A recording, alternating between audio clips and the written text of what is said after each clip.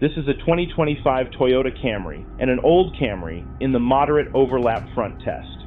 In this test, a vehicle travels at 40 miles per hour toward a barrier with a deformable face made of aluminum honeycomb.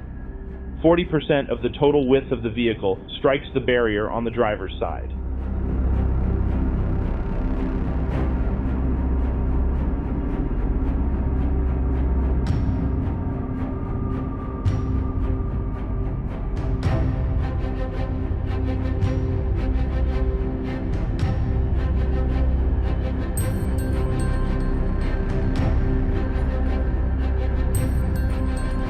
The 2025 Camry has an overall evaluation rating of good by the Insurance Institute for Highway Safety, while the old Camry has an overall evaluation rating of marginal.